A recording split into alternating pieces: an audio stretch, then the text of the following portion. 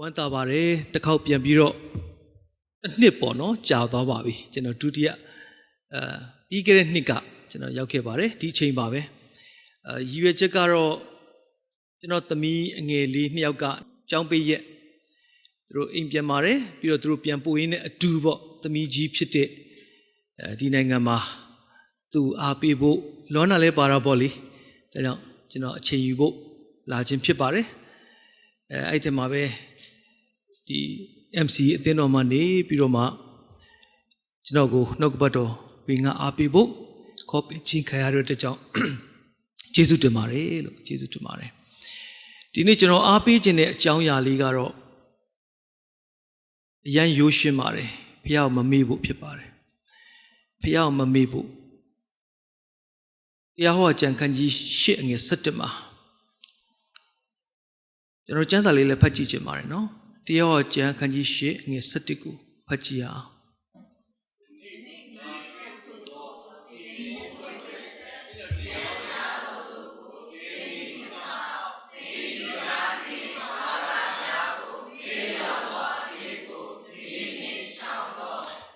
ဖះကိုမေ့တဲ့အပြစ်လို့ပြောပါတယ်ဖះကိုမေ့တာအပြစ်နော်အဲ့ဒါကျွန်တော်တို့အလေးနဲ့ကျွန်တော်စဉ်းစားထားဖို့လိုပါလိမ့်မယ်တင်နေအပြစ်ဆိုတဲ့အထက်မှာဖះကိုမေ့တာလေအပြစ်ပဲနော်ဆိုတော့ကျွန်တော်ဖះသခင်ကိုမပြောပါနဲ့လူချင်းချင်းတော့မှကျွန်တော်မေ့တယ်ဆိုရင်မကြိုက်ဘူးလေနော်ဒီမခံနိုင်ဘူးမလားဆိုတော့ sorry လည်းခဏခဏပြောလို့ရတဲ့ကိစ္စတော့မဟုတ်ဘူးလीနော်ဖះသခင်ကိုစဉ်းစားကြည့်ပေါ့နော်ဖះသခင်ကိုမမေ့ဘူးဒါပေမဲ့မမေ့ဘူးလို့ပြောတဲ့အခါကျတော့ကျွန်တော်တချို့တငယ်ချင်းတွေပြောတာကျွန်တော်မှတ်မိပါတယ်ငါမူးတာကွာတယ်ဘုရားသခင်ဘယ်တော့မမေ့ဘူးလေစိတ်လုံးထဲမှာထားတာတဲ့စိတ်လုံးထဲမှာရှိတယ်ဘုရားသခင်ရတယ်ဆိုတော့အဲ့ဒါကကျမ်းစာနဲ့ညီလားနော်ဒါမှမဟုတ်လဲယုတ်တိရှိလားနော်ဒါလျှောက်ပတ်သလားဆိုတော့ကိုယ့်ကိုယ်ပဲဖြေကြည့်ပေါ့နော်ကျွန်တော်မပြောပါဘူးအဲ့တော့ဒီမှာကတော့ဘုရားသခင်ရဲ့စီရင်ထုံးဖွဲ့ချက်ပြည့်ညတ်တော်တို့ကိုမဆောင်ဘဲနေတဲ့အဖြစ်ဘုရားကိုမေ့တဲ့အခါဘုရားစကားနားမထောင်ဘုရားနဲ့ပတ်သက်တဲ့အရာလေးတွေကိုလုပ်ဖို့မေ့တယ်ဘုရားသခင်နဲ့ပတ်သက်တဲ့အရာလေးတွေမေ့သွားတယ်ဘာလို့ဆိုလောကအမောင်တူကအယံဖုံလွှမ်းလာတယ်လေလောကရဲ့လှည့်စားမှုရှိတယ်လောကရဲ့ဖိစီးမှုရှိတယ်စိုးရင်ပူပန်မှုတွေကလည်းကျွန်တော်အယံများတယ်နော်လောကီချင်းချောက်မှုတွေများတဲ့အခါကျတော့အိပ်ပျော်သွားတယ်နော်ဒါကြောင့်အိပ်ပျော်တော်သူနိုးလော့သေခြင်းမှထားမြော့လော့တို့ပြုလေခရစ်တော်သည်သင်အားအလင်းကိုပေးမယ်ဆိုတော့ဒီမိတ္တဟာရထဲမှာကျွန်တော်အလင်းကိုရတာဖြစ်တယ်ဒါခုနအိဖက်9မှာပေါ့လေ14မှာဆိုတော့ကျွန်တော်တချင်းလေးနဲ့စီတော်သွားတာပေါ့လေနော်ဆိုတော့အိတ်မပျော်ဖို့တော့အရေးကြီးပါတယ်လောကီမောင်တူကကြီးတယ်ကြီးလေးအိတ်ငိုက်လာလေးပါပဲကျွန်တော်တို့ကနော်ဒါပေမဲ့ခုနပြောသလိုအိတ်ပျော်တဲ့သူနိုးမှသိချင်းမှထားမြောက်တယ်ဆိုတာရက်နေတာပေါ့သိတယ်ဆိုတာအလုံးမလုံးဘူးဝိညာဉ်ရမှာရက်နေတာရှင်တန်မို့မိနေတာတို့ပြုလျင်ခရစ်တော်သည်သင်အားအလင်းကိုပေးမယ်ဆိုတာနှုတ်ပတ်တော်ဖွင့်ပြမှုအလင်းကနိုးထမှရမှာအိပ်ပျော်နေမရအောင်ဆိုတော့ဒါလေးကလည်းကျွန်တော်တတိပြုစရာလေးတော့ရှိသလို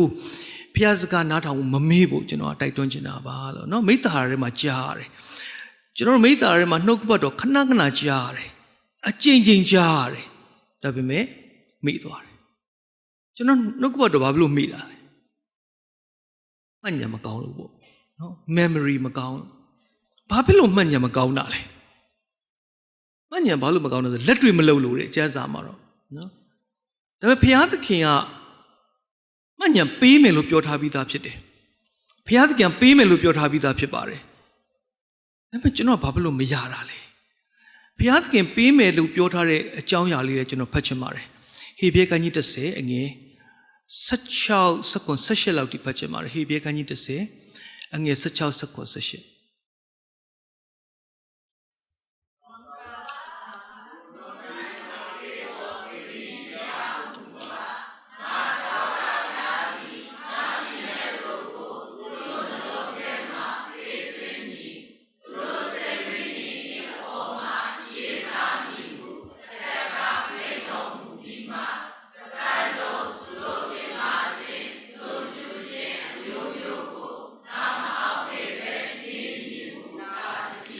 ဘုရားသခင်ကဂတိပေးထားတယ်နော်ဘုရားသခင်ကကျွန်တော်တို့ကိုဘာလုပ်ပေးမလဲတဲ့ငါဤပြည့်ညတ်တို့ကိုတင်းဤစိတ်လုံးထဲမှာသွင်းပေးမည်တင်းဤစိတ်ဝိညာဉ်ပေါ်မှာလည်း ရေးထားမိအဲ့ဒါမှတ်ဉာဏ်ဖြစ်ပါတယ် spiritual memory နော်အထက်မှာထည့်ပေးမယ်အဲ့ဒါနောင်ကာလမှာငါပြီးမဲ့ပရိညင်တရားတဲ့ဒါပရိညင်တရားသစ်ပါပဲနော်ပရိညင်တရားဟောင်းကတော့စက္ကူပေါ်မှာမှင်းနဲ့ရေးထားတဲ့ပရိညင်တရားကျွန်တော်တို့မလိုက်နိုင်ဘူးကိုယ်ခွန်ကအစွမ်းနဲ့မလိုက်လျှောက်နိုင်တဲ့အခြေအနေဒါပေမဲ့ခရစ်တော်အဖြစ်ကျွန်တော်ပရိညင်တရားသစ်အသွေးတော်လို့ပြောပေမဲ့အသွေးတော်မှန်ပါတယ်အသွေးတော်လည်းဖြစ်တယ်လို့နှုတ်ကပတ်တော်ရည်နဲ့လည်းကျွန်တော်ဆေးဖို့လိုတယ်နှုတ်ကပတ်တော်ကိုကျွန်တော်တို့အထဲထဲမှာသွင်းပေးတာပြည့်ညက်ကိုစောက်ထဲမှာသွင်းပေးတာမဟုတ်နှလုံးထဲမှာသွင်းပေးပြီးနှလုံးထဲမှာသွင်းပေးရုံမကောက်စိတ်ဝိညာဉ်ပေါ်မှာရေးထားမိဆိုမမိတော့ဘူးပေါ့မမိတော့ဘူးနော်ဆိုတော့ not a ban နော်အပြစ်ဖြေရာပူဇော်တကောပူဇော်စရာလည်းအခွင့်မရှိဆိုတော့နှုတ်ကပတ်တော်နဲ့ကိုယ်စိတ်လုံးကိုထိတွေ့ရတဲ့အခါစိတ်လုံးထဲမှာဘုရားသခင်နှုတ်ကပတ်တော်ကိုနော်သွင်းပေးခြင်းခံရတဲ့အခါမှာကျွန်တော်တို့ကဘုရားခွင့်လွှတ်ခြင်းဒီလမ်းကိုလည်းနားလည်လာတယ်လူစရဲ့အပြစ်တွေလည်းလွတ်တယ်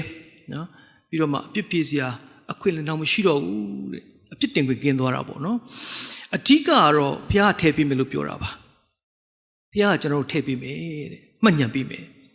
ဒါခုနပြောသလိုမှတ်ဉာဏ်ပေးမယ်လို့ဘုရားပေးမယ်လို့ပြောတဲ့ကြောင့်ပေးပါတယ်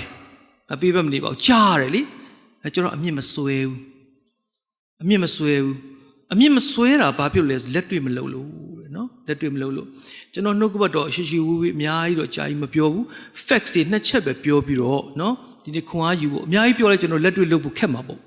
မေ့သွားမှာပေါ့ပြန်မေ့သွားမှာပေါ့နော်ဒါကြောင့်ဒီရှင်ယာကုပ်ပြောတဲ့အချက်ကလေးကိုလည်းကျွန်တော်တို့ဖတ်ချင်ပါတယ်ရှင်ယာကုပ်ခန်းကြီး1အငယ်22ကနေ25ပေါ့နော်အဲ့ဒါလက်တွေ့မလုပ်လို့ short lived memory မှတ်ဉာဏ်တူတောင်းနေတယ်ဆိုတဲ့အရာလို့ယာကုပ်ကလည်းမိမောင်းထိုးပြသွားတာ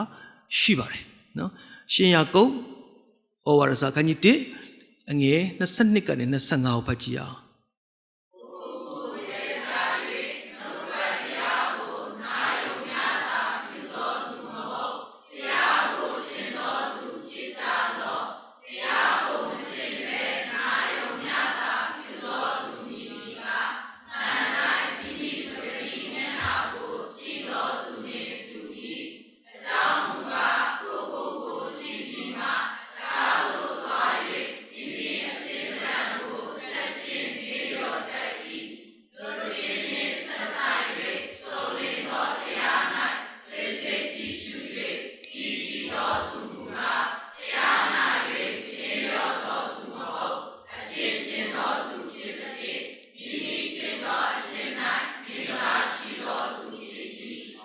ဒီလှုပ်ခြင်းနဲ့ဆိုင်တဲ့နော်နှုတ်ကပတ်တရားတော်ကိုယ်တိုင်ကြားပြီးတော့ယက်တည်တဲ့သူကတည်ကြည်တော်သူဆိုယက်တည်တဲ့သူပါတဲ့ဟိုကနော်တရားကိုကျင့်နေသူဖြစ်တယ်အဲ့လူမှတရားကျင့်နေသူဖြစ်တယ်သူကျင့်တဲ့အကျင့်မှာမင်္ဂလာရှိတယ်မင်္ဂလာရှိတယ်ဆိုတာကသူများအတွက်ပါကောင်းကြီးဖြစ်တာသူ့ရဲ့အသက်တာမင်္ဂလာရှိတယ်ဆိုတာကိုယ့်အတွက်တာမှကောက်ဘူးနော်သူများအတွက်ကိုပါကောင်းကြီးဖြစ်စေတဲ့အသက်တာဖြစ်တယ်ပြောင်းပြန်ကြည့်မယ်ဆိုရင်တော့နှုတ်ကပတ်တော်ကြားတယ်လှည့်စားဖို့အတွက်ကြားတယ်ဒါပေမဲ့ तू ကကြားပြီးတာနဲ့ငါလုတ်ပြီးပြီလို့ထင်သွားတာပေါ့နော်ကြားပြီးဟာမဆိုးငါအဲ့တိုင်ဖြစ်သွားပြီလို့ဆိုတော့ကိုယ်စိတ်လုံးကိုလှည့်စားဖို့အတွက်ကြားတယ်လို့ဖြစ်နေတယ်နော်အဲ့တော့အဲ့လူကတော့ကြားယုံတက်ပဲကြားတဲ့အတွက်ကြောင့်တဲ့ तू ကတရားကိုကျင့်နေသူမဟုတ်ဘူးတဲ့အဲ့တော့တရားကိုမကျင့်နေသူကဘာဖြစ်လဲဆိုတော့မှန်မှကြည့်တယ်လို့ပဲဟုတ်ပါတယ်နှုတ်ကပတ်တော်ဖွင့်ပြတဲ့အခါကျတော့စိတ်လုံးထဲမှာရှင်းရှင်းလင်းလင်းဩဘုရားသခင်မမေ့ရဘူးဘုရားသခင်ပြောတဲ့စကားကိုလက်တွေ့လိုက်ရှောင်မှာပါလားနော်ကျွန်တော်ကစိတ်လုံးထဲမှာနာခံခြင်းစိတ်လည်းဖြစ်လာတယ်လိုက်ရှောက်ခြင်းလာတယ်သဘောပေါက်လာတယ်ဒါပေမဲ့နော်ဒီမကြည့်မှန်ကြည့်တယ်လို့ပဲဆိုတော့ရှင်းရှင်းလင်းလင်းပေါ့နော်ကိုယ့်ချီနေမှန်ကိုသိသွားတယ်ဒါပေမဲ့အပြင်ဘက်ကိုရောက်တဲ့အခါချက်ချင်းကိုအစင်တန်ကိုမေ့လျော့သွားတယ်ခုနလောကီလွှမ်းမိုးမှုတွေများတာကိုအာယုန်တွေများတယ်လေအဲ့တော့ဘုရားသခင်နှုတ်ကပတ်တော်ကိုမေ့သွားတယ်ဘာပြောလို့ပြောမှမသိတော့မနေ့ကွာရဲ့တိုင်းမြူထားတဲ့အရာတော့မှနေ့လေကျတော့ဘာပြောမှမသိတော့နော်ဒါကျွန်တော်ပုတ်ခတ်တာမဟုတ်ကျွန်တော်ကိုယ်တိုင်တစ်ချိန်လုံးပြန်စဉ်းစားရတယ်ဘုရားသခင်ဘာပြောတာလဲဆိုတော့အမြဲတမ်းကို recall ပြန်လုပ်ရတယ်မေ့သွားတာအာယုန်တွေသိများတာပဲ နော်ဒါကြောင့်ကျွန်တော်တို့ကဘုရားသခင်နှုတ်ကပတ်တော်နေ့တိုင်းကြားဖို့လိုတယ်ကြားပြီးဘာလုပ်အောင်မလဲဆိုတော့လက်တွေလိုက်လျှောက်ဖို့လိုတယ်ပြောတဲ့အတိုင်းလက်တိုက်လေ့ကျင့်ဖို့လိုတော့ပေါ့တခါတည်းတော့နော်ကျွန်တော်တို့ရင့်ကျက်သွားမှာတော့မဟုတ်ဘူးတဖြည်းဖြည်းလေ့ကျင့်နေကျွန်တော်ပို့ပြီးတော့မှကိုယ်တရာသူများကောင်းကြီးဖြစ်လာမယ်နော်တရားကိုကျင့်နေသူဖြစ်ပါရှင်ရာကုတ်ကတော့ဒီလိုပဲပြောသွားတာဖြစ်ပါတယ်ဒါကြောင့်ကျွန်တော်တို့ဘာလို့ဘုရားစကားကိုမေ့လဲဘုရားနဲ့ပတ်သက်တဲ့အရာတွေကိုကျွန်တော်တို့ဘာလို့မေ့လဲလက်တွေနားမထောင်လို့ဆိုတော့အယမ်းရှင်းပါတယ်လက်တွေနားမထောင်ရင်နှုတ်ကပတ်တော်ပြီးတဲ့အကျိုးကျေးဇူးဘာမှမခံစားရအောင်နှုတ်ကပတ်တော်ပြီးတဲ့အကျိုးကျေးဇူးမခံစားရအောင်ကျွန်တော်နှုတ်ကပတ်တော်ပြီးတဲ့အကျိုးကျေးဇူးဆိုကျွန်တော်တို့ကမြင်ရတဲ့အကျိုးကျေးဇူးပဲကျွန်တော်တွေးတာများတယ်လေနော်နှုတ်ကပတ်တော်ကင်ဆွဲဂတိတော်တွေကင်ဆွဲတာလောကီလိုအပ်ချက်မြင်ရလိုအပ်ချက်တွေပဲကင်ဆွဲတာများတယ်ဒါပေမဲ့တမန်ကျမ်းစာမှာနှုတ်ကပတ်တော်ပြီးတဲ့စုကျေးဇူးအစွမ်းရှိတယ်ကျေးဇူးစွမ်းရှိတယ်ရှင်ပေတရုဩဝါဒစာခန်းကြီးနှစ်ပေခန်းကြီး1ရှင်ပေတရုဩဝါဒစာဒုတိယဆောင်ခန်းကြီး1နှစ်ပေ1အငယ်8ကိုပဲဖတ်ချင်တယ်အပေါ်ပိုင်းမှာတော့စုကျေးဇူးလေးတွေပါပါတယ်နှစ်ပေ1 8ကိုကျေးဇူးပြုဖတ်ပေးပါ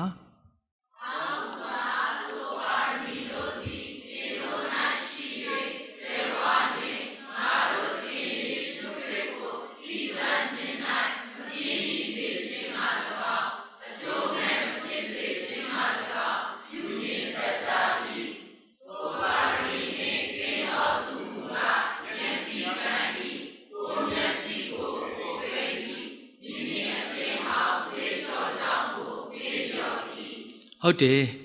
အဲ့ဒီနှုတ်ကပတ်တော်ပြည့်တဲ့စုကျေးဇူးဆိုတဲ့ပါရမီလေးတွေကကျွန်တော်တို့စီမှာမရှိဘူးဆိုရင်တဲ့နော်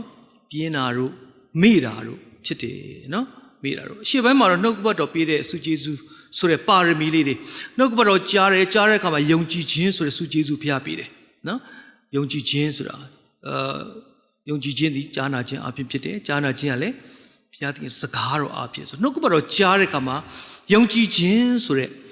စုကျေးဇူးလေးရလာတယ်နော်ယုံကြည်ခြင်းနဲ့ဘာရလဲဆိုတီလာအကျင့်ပေါ့ယုံကြည်ခြင်းအကောင့်ထဲပေါ်တာ the work of faith နော်ဒီအကျင့်ဆိုတာကနှုတ်ကပတ်တော်ကြားပြီးလက်တွေ့လိုက်လျှောက်တဲ့အကျင့်ကိုပြောတာဇာတိနဲ့ကောင်းတို့ရရလေးတွေကောင်းဟောလဲကောင်းပါဒီလဲကောင်းပါဆိုကျင့်တဲ့အကျင့်တော့မဟုတ်ပါဘူးနှုတ်ကပတ်တော်ကိုနှိုးဆော်တဲ့အကျင့်ဟောပြတဲ့အကျင့်နော်ကျင့်တယ်တီလာယုံကြည်ခြင်းတီလာကနေပြီးတော့မှပညာနေပြီးတော့ဒီကံချင်းတို့ကာမဂုဏ်ချုပ်တီးခြင်းတို့နော်ညီကိုဆုံးမဲ့ချင်းဆိုပြီးမှစသဖြင့်ပေါ့ပါရမီလေးတွေကိုစီးပြီးရေးထားရှိပါတယ်ပေါ်ပိုင်းလေးမှာဒါနှုတ်ကပတ်တော်ပေးတဲ့စုကျေးဇူးအစွမ်းဖြစ်တယ်နှုတ်ကပတ်တော်ပေးတဲ့စုကျေးဇူးအစွမ်းအဲ့တော့နှုတ်ကပတ်တော်ပေးတဲ့စုကျေးဇူးအစွမ်းကိုတတိမေ့နေတော့ဘယ်လိုလုပ်ခံစားရမလဲမမေ့ဖို့အရေးကြီးတယ်နော်ဆိုတော့လက်တွေ့လိုက်လျှောက်ပါလေ့ကျင့်ပါဘုရားပြောရင်ပြောတဲ့အတိုင်းနားထောင်ခြင်းဟာနော်ဘုရားရဲ့ပြီးတဲ့ခွန်အားအစွမ်းနဲ့နော်ဘုရားသခင်ပြီးတဲ့ဝိညာဉ်စုကျေးဇူးလေးနဲ့ရာခသိန်းကိုကျော်လွှားနိုင်မှာဖြစ်တယ်မမေ့ဖို့အရေးကြီးပါတယ်အပြစ်ဟောင်းဆေးကြောကြောင်းကိုမေ့လို့တဲ့သူတွေမဖြစ်စေဘူးတဲ့တိုက်တွန်းသွားတာဖြစ်ပါတယ်ဒါပထမတစ်ခုကဘာလဲဆိုတော့ဘုရားသခင်ရဲ့စကားကိုမေ့လို့တာကလက်တွေ့မလုပ်လို့ဖြစ်တယ်နားမထောင်လို့ဖြစ်တယ်နားမထောင်ရင်ဟိုကစိတ်ဆွဲလန့်မှုမှားသွားတယ်ဒုတိယချက်နော်နားမထောင်စိတ်ဆွဲလန့်မှုမှားတယ်ဟေဘရဲခန်းကြီး2ငယ်1မှာပဲနော်ဒါလည်းဖတ်ပါမယ်ဒုတိယနောက်ဆုံးကျမ်းပိုက်လေးပေါ့နော်ဟေဘရဲခန်းကြီး2ငယ်1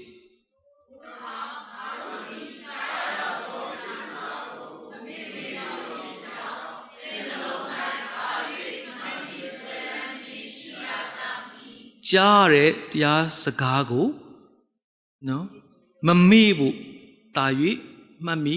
ဆွဲလန်းခြင်းရှိရမယ်မှတ်မိရမယ်ဆွဲလန်းခြင်းလည်းရှိရမယ်ကျွန်တော်စိတ်ဆွဲလန်းမှုကမှားနေတဲ့အခါကျတော့ကျွန်တော်တို့ကနော်ဟူဒီဝိညာဉ်အရာမှာစိတ်မဆွဲလန်းနိုင်တော့ဘူးလေနော်မြင်ရတဲ့အရာတွေပဲစိတ်ဆွဲလန်းတယ်ဘာဖြစ်လို့ဆိုမြင်ရတဲ့အရာအလိုအဆုံးဖြစ်နေတာ哦မြင်ရတဲ့အရာတွေကကိုယ့်အတွက်ပြဿနာဖြစ်မြင်ရတဲ့အရာတွေအတွက်ပဲကိုကဘလို့ကြော်ရမလဲလို့စဉ်းစားနေတဲ့ခါကျတော့ဖះနဲ့ပတ်သက်တဲ့ဖះပြစ်စင်ထားတဲ့နော်ဒီနှုတ်ကပတ်တော်ရဲ့ စုကျေစုစွမ်းလေးတွေခမခံစားရအောင်နော်ဝိညာဉ်ရဲ့နဲ့ပတ်သက်တဲ့စုကျေစုစွမ်းလေးတွေကိုဘုရားသခင်ကပေးချင်တာဖြစ်တယ်ဒါကြောင့်ကြားတဲ့တရားစကားလေးတွေကိုမမေ့မလျော့ဘူးတဲ့တာ၍မှတ်မိဆွဲလန်းခြင်းရှိရလိမ့်မည်ဘာဖြစ်လို့တာ၍မှတ်မိဆွဲလန်းရတာလေဆိုတော့တဲ့ဘုရားသခင်က resurrection power ဆိုဘုရားသခင်ထမြောက်ခြင်းတကူပေးထားတယ်ခရစ်တော်ယုံကြည်တဲ့သူတိုင်းယေရှုခရစ်တော်ကယ်တင်ပါရှင်ဖြစ်ယုံကြည်တဲ့သူတိုင်းခရစ်တော်ရဲ့ရှင်ပြထမြောက်ခြင်းတကူကိုကျွန်တော်တို့အပေးထားတယ်အဲ့တကူအမိပြုတဲ့အခါမှာဘုရားသခင်ကစိတ်ဆွဲလန်းမှုမှန်ကန်စေတဲ့အထက်အရာကိုဆွဲလန်းဖို့တိုက်တွန်းထားတာဖြစ်တယ်လောကအရာထက်ခရစ်တော်ရှိတဲ့အထက်အရာကိုဆွဲလန်းမယ်ဆိုရင်နော်ဒီနေ့ဘုရားသခင်ရဲ့အကြံစီပေါ့နော်ပြည့်စုံဖို့ကျွန်တော်ယုံကြည်သူတိုင်းရဲ့ပန်းတိုင်ဖြစ်တယ်ယုံကြည်သူတိုင်းရဲ့ပန်းတိုင်ဖြစ်တယ်ဒီကျမ်းပိုက်ကလေးနောက်ဆုံးပေးပြီးကျွန်တော်ဒီကုန်းချုပ်ချင်ပါတယ်ကောလောသဲခန်းကြီး3ငွေ1ကနေ4ကိုဖတ်ပြီးတော့ကျွန်တော်တို့ဒီနေ့ဒေသနာကိုအဆုံးသတ်ချင်ပါတယ်လို့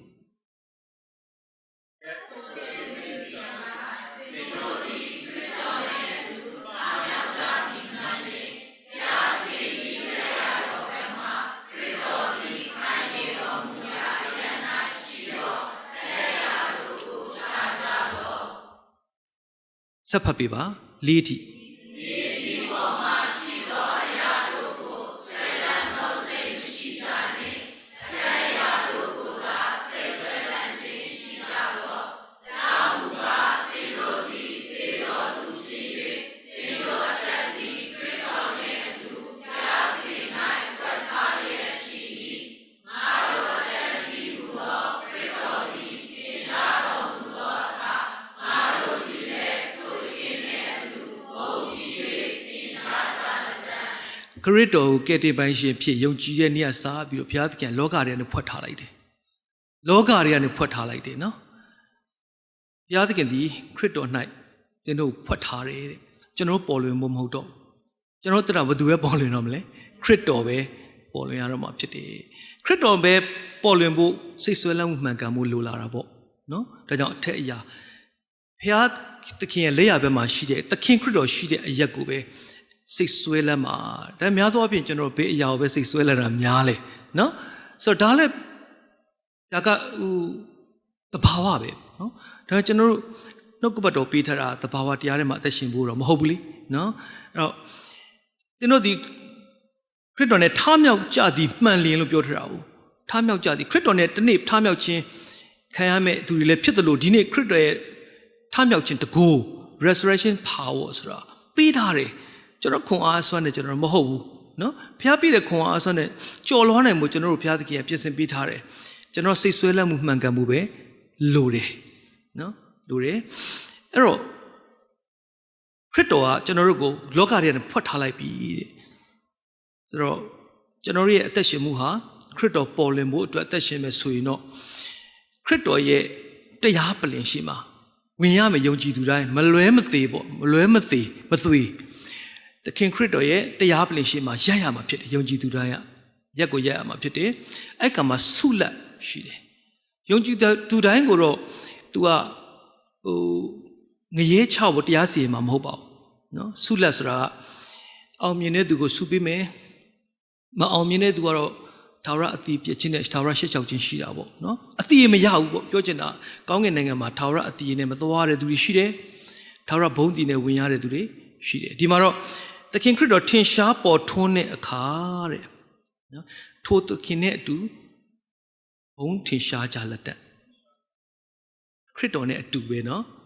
အဲ့ကြမှာဘုန်းဝင်စားရဆိုအဲ့ကြမှာဝင်စားတာဘုန်းတော်ဝင်စားရဲဆိုတာနော်အဲ့တော့ဒီနေ့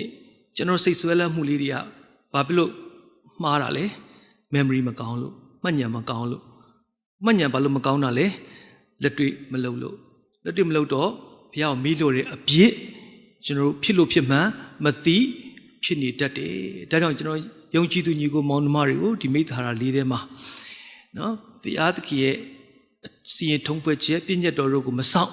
တင်းဖျားတဲ့ထာဝရဘုရားကိုမေးလျော့သောအပြစ်ကိုရှောင်ပါလို့တိုက်တွန်းထားတဲ့ဒေသနာလေးနဲ့အနှိုးဆော်ခြင်းပါတယ်ဘုရားကောင်းချီးပေးပါစေ